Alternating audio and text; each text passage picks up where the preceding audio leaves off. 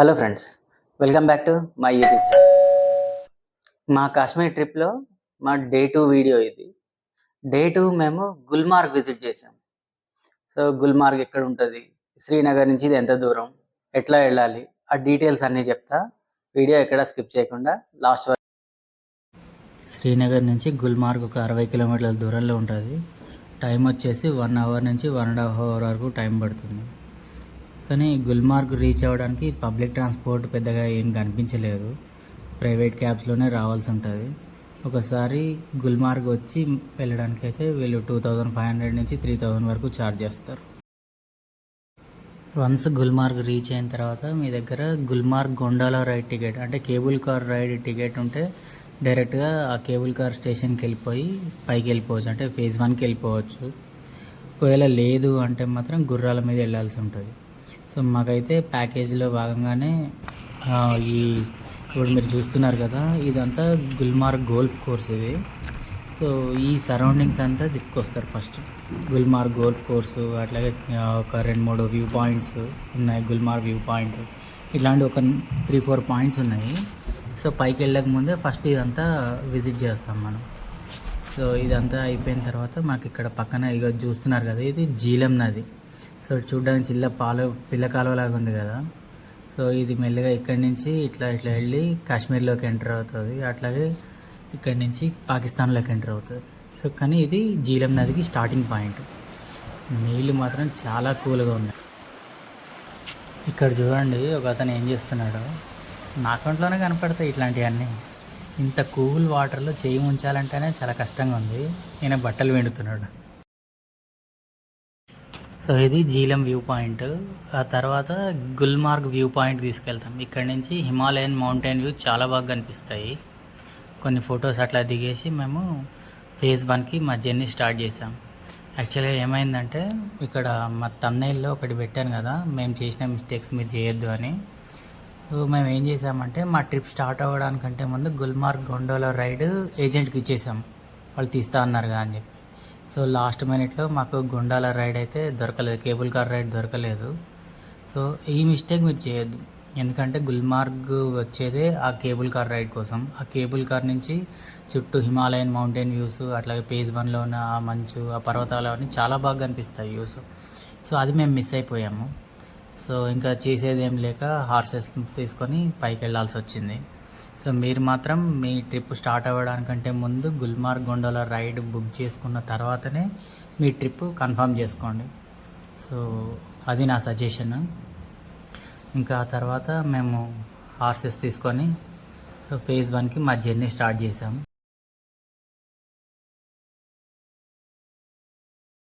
ఈ Gulmarg gondola tickets every 15 డేస్కి ఒకసారి రిలీజ్ చేస్తారు. అంటే మన తిరుమల టికెట్స్ ఎట్లయితే రిలీజ్ చేస్తారో అట్లాగే 15 డేస్కి ఒకసారి ఇవి రిలీజ్ చేస్తారు. సో మీరు ఫేజ్ 1 కానీ ఫేజ్ 2 కానీ తీసుకోవచ్చు. సో పిల్లలు, పెద్దవాళ్ళు ఉన్నవాళ్ళు, బ్రీతింగ్ ప్రాబ్లమ్స్ ఉన్నవాళ్ళు ఫేజ్ 1 వరకు తీసుకోవడమే బెటర్. ఫేజ్ 2కి వెళ్ళిన తర్వాత స్నోఫాల్ కూడా ఉంటుంది మేబీ. సో ఫేజ్ 1 వరకు తీసుకోండి పిల్లలు ఉన్నవాళ్ళు. లేదు పర్వాలేదు, మాకు ఏం ఇష్యూస్ లేవు, మేము ఫుల్ హెల్తీగా ఉన్నాం అనుకున్నాం. మా జర్నీ అయితే స్టార్ట్ అయింది ఫేజ్ 1 వరకు. గుర్రాల మీద ఫేజ్ 1 వరకు మాత్రమే వెళ్ళొచ్చు. అలా గుర్రాల మీద పైకి వెళ్ళడానికి 1 అవర్ నుంచి 1.5 అవర్ జర్నీ పడుతుంది. అంటే మనం బెదరకుండా కూర్చోవడం కానీ, మధ్య మధ్యలో దిగుతూ ఉండడం కానీ ఇట్లాంటివన్నీ చేస్తే టైం ఎక్కువ పడుతుంది. సో స్టార్టింగ్లో బాగానే ఉంటుంది గుర్రాల మీద, కానీ తర్వాత కూర్చోలేమన్నమాట.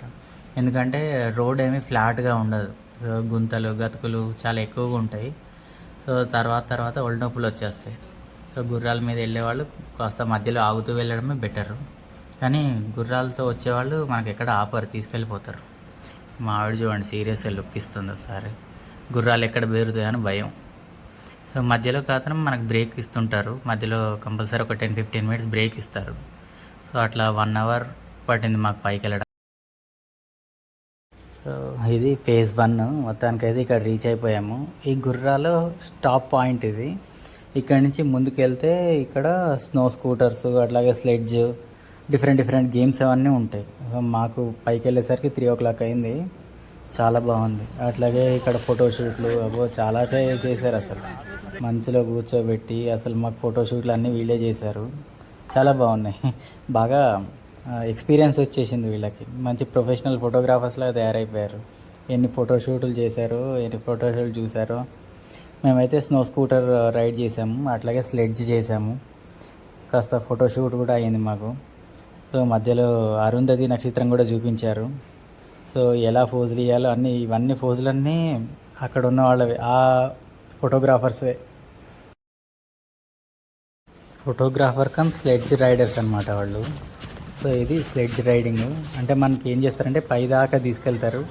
అక్కడి నుంచి ఆ స్నో లోపల కింది వరకు ఇలా స్లెడ్జ్ చేసుకుంటూ తీసుకొస్తారు. ఇది కూడా చాలా బాగుంది ఎక్స్పీరియన్స్.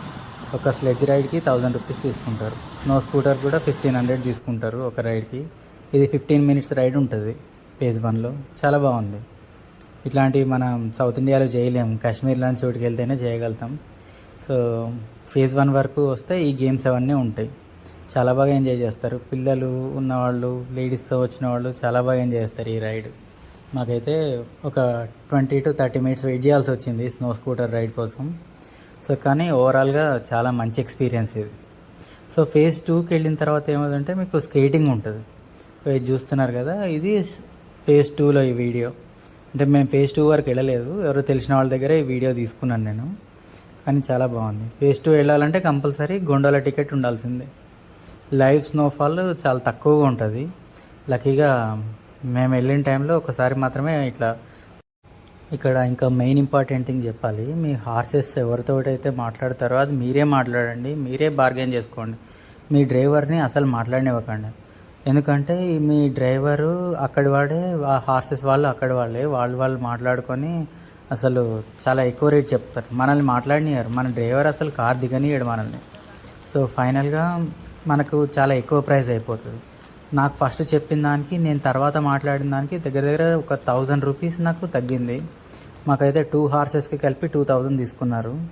సో నాకు ఫస్ట్ అయితే 2 హార్స్కి కలిపి 3000 చెప్పారు.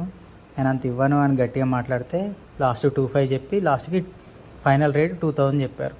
సో ఎంత బేరం ఆడితే మీకు అంత తక్కువ రేట్కి వస్తుంది. అది కాకుండా మన హార్స్ తోటి ఎవరైతే వస్తారో ఆ పర్సన్ కూడా కొంచెం టిప్ ఇవ్వాల్సి వస్తుంది. అది కూడా మీకు ఒక 500 వరకు బర్డెన్ అవుతుంది. సో స్టార్టింగ్ మాట్లాడేటప్పుడే చాలా గట్టిగా బేరం ఆడి వీలైనంత తక్కువకి హార్సెస్ తీసుకోండి. గుల్మార్గ్లో ఫేజ్ 2లో 4 o'clockకి, ఫేజ్ 1లో 5 o'clockకి క్లోజ్ చేసేస్తారు. ఎందుకంటే 5 o'clock తర్వాత నైట్ అయ్యే కొద్దీ టెంపరేచర్ మైనస్లలోకి వెళ్ళిపోతుంది. సో ఎవరిని ఉండనియరు. 5 o'clockకి మొత్తం క్లోజ్ చేసి అందరూ ఆర్మీ వాళ్ళు మొత్తం చెక్ చేసి అందరిని కిందకి పంపించేస్తారు. సో ఎవరు ఉండడానికి ఛాన్స్ లేదు. మాదే లాస్ట్ హార్స్ కిందకి వచ్చిన తర్వాత, మా తర్వాత ఎవరూ లేరు. మేమైతే బ్యాక్ టు శ్రీనగర్. మా జర్నీ స్టార్ట్ అయింది శ్రీనగర్కి. ఎందుకంటే ఈవినింగ్ టైం అయిపోయింది, మమ్మల్ని అయితే కిందకి పంపించేశారు. సో అవసరం అనుకుంటే మనం గుల్మార్గ్లో స్టే చేయొచ్చు. సో గుల్మార్గ్లో స్టే చేసుకొని నెక్స్ట్ డే ఏమైనా మిస్ అయినా కవర్ చేసుకోవచ్చు.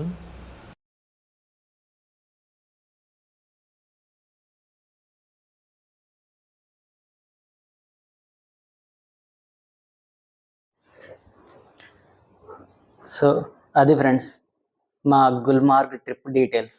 మోస్ట్లీ అన్ని టాపిక్స్ కవర్ చేశానని అనుకుంటున్నాను. మీకు ఈ వీడియో నచ్చినట్లయితే లైక్ చేయండి, షేర్ చేయండి.